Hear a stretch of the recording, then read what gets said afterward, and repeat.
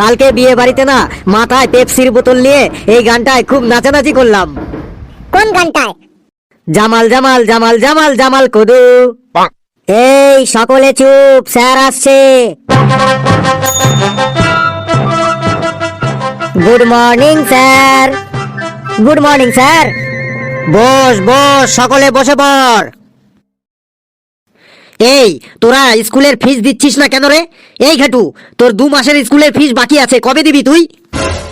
Sir, আমার একটা ছাগল আছে, ছাগলটা বিক্রি করি, তারপরে ছাগলটা বিক্রি করে স্কুলের ফিস দিয়ে দেবো। পেয়েছি। তোর কি খবর রে?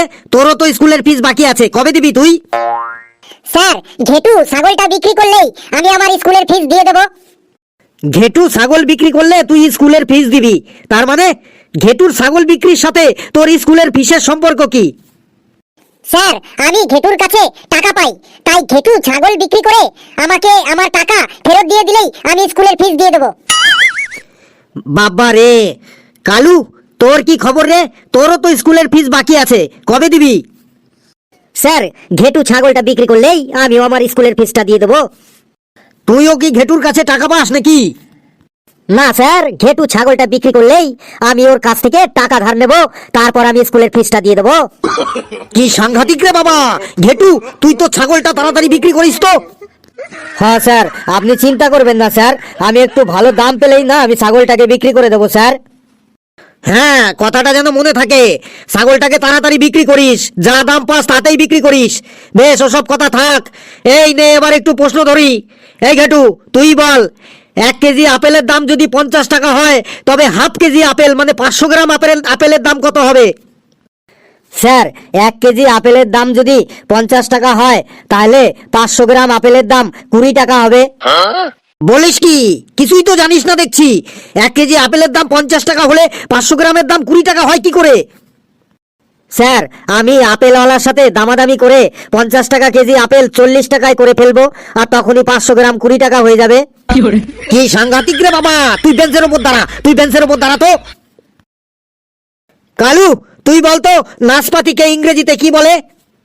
নাচ মানে তো ডান্স, আর পতি মানে তো husband, dancing husband. Dancing husband sir, নাচপাতির ইংরেজি হলো ডান্সিং হাজবেন্ড। তুইও বেঞ্চের উপর দাঁড়া। স্যার, একটা কথা বলবো, মারবেন না তো আমাকে? কি কথা বল, মারার মতো হলে মারবো। স্যার, আপনি তো প্রতিদিন আমাদেরকে প্রশ্ন করেন, স্যার আমি আজকে একটা আপনাকে প্রশ্ন করব, স্যার উত্তর দেবেন? বল, কি প্রশ্ন, তাড়াতাড়ি বল।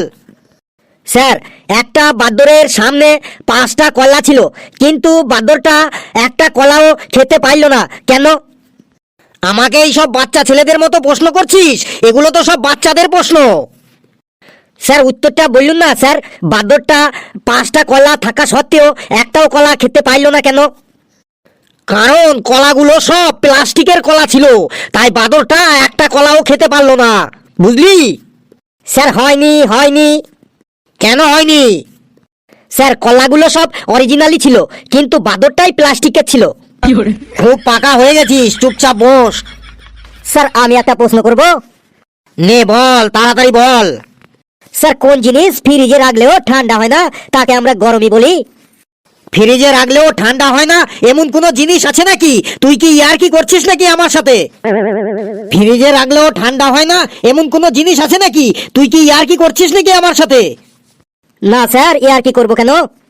বেশ, তাহলে তুই উত্তরটা বলে দে। স্যার, গরম মশলা স্যার, ফ্রিজে রাখলেও ঠান্ডা হলেও তাকে গরম মশলাই বলে, ঠান্ডা মশলা বলে না। তুই বেঞ্চের উপরই দাঁড়িয়ে থাক। স্যার, আমি একটা প্রশ্ন করব। তুই আবার কি প্রশ্ন করবি? প্রতিদিন বেঞ্চের উপর দাঁড়িয়ে থাকিস, আবার প্রশ্ন কিসের তোর? স্যার, কালুও তো বেঞ্চের উপর দাঁড়িয়ে আছে, ও প্রশ্ন করলো, তাহলে আমি করব না কেন? নে নে, তাড়াতাড়ি বল, কি প্রশ্ন বলবি বল। স্যার, বলেন তো কি খেলে পেট ভরে না? উত্তরটা তুই বলে দে। স্যার, কসম খেলে পেট ভরে না। পেদানি খেলেও কিন্তু পেট ভরে না। যদি পেদানি না খেতে চাস তাহলে চুপচাপ দাঁড়িয়ে থাক। আমি কিন্তু আজকে প্রেসারের ট্যাবলেটটা খেয়ে আসিনি, আমাকে আর রাগাস না কিন্তু। নে, তোদের ইতিহাস থেকে কয়েকটা প্রশ্ন করি। পেশি বলতো, ভাস্কো দা গামা ভারতে তার প্রথম পা রাখার পর কি করেছিলেন? স্যার, ভাস্কো দা গামা ভারতে তার প্রথম পাটা রাখার পর দ্বিতীয় পাটা রেখেছিলেন। তুইও বেঞ্চের উপর দাঁড়া ওদের মতো। হাবলু বলতো 1947 সালে কি হয়েছিল? স্যার 1947 সালে ভারত স্বাধীন হয়েছিল। বাহ হাবলু বাহ, তুই বস বাবা হাবলু, তুই বস। কালু তুই বলতো 1950 সালে কি হয়েছিল? স্যার 1950 সালে ভারতবর্ষ স্বাধীন হওয়ার 3 বছর পূর্ণ হয়েছিল। ঠিকই বলেছিস, 1950 সালে ভারতের স্বাধীনতার 3 বছর পূর্ণ হয়েছিল। সব থেকে যেটা গুরুত্বপূর্ণ সেটা কি বল 1950 সালে? স্যার আমি বলবো। বেশ বাবা হাবলু তুই বল। স্যার 1950 সালের 26শে জানুয়ারি ভারতবর্ষের সংবিধান কার্যকর হয়েছিল, তাই 26শে জানুয়ারিকে প্রজাতন্ত্র দিবস বলে। বাহ হাবলু বাহ, একদম ঠিক বলেছিস, ভেরি গুড ভেরি গুড, বস।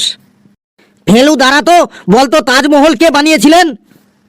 স্যার তাজমহল মিস্ত্রিতে বানিয়েছিলেন। হ্যাঁ মিস্ত্রিতেই বানিয়েছিলেন, কিন্তু মিস্ত্রিকে কে বানাতে বলেছিল? স্যার মিস্ত্রিকে ঠিকাদার মানে কন্ট্রাক্টর বানাতে বলেছিল।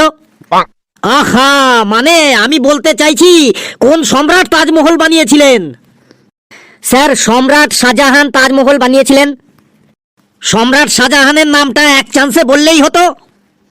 স্যার আপনিও এক চান্সে বললেই পারতেন তাজমহল কোন সম্রাট বানিয়েছিলেন।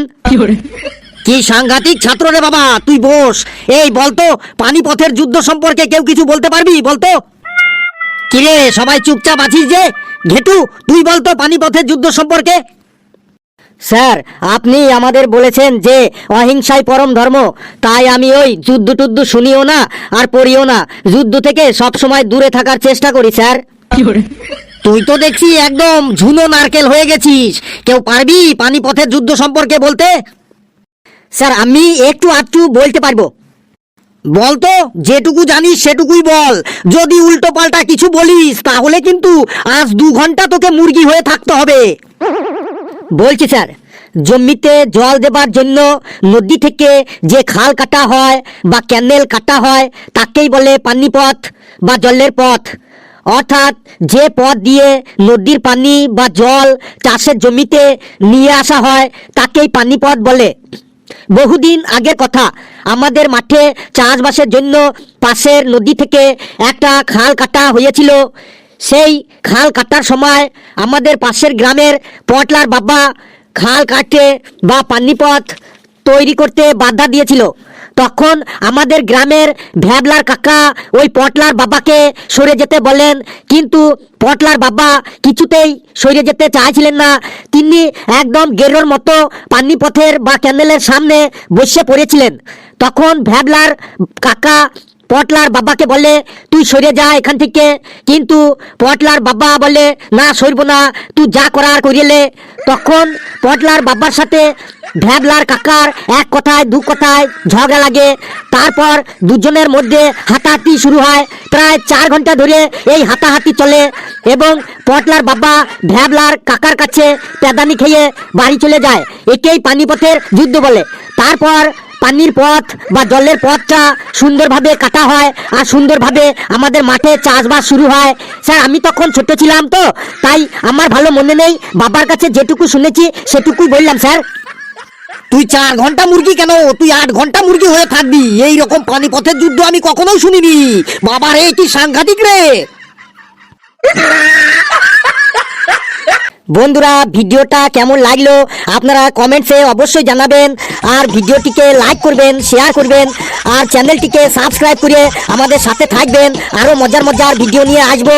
আপনারা সকলে হাসতে থাকুন, সুস্থ থাকুন। যত বেশি হাসবেন তত বেশি সুস্থ থাকবেন। সকলে খুব খুব ভালো থাকবেন।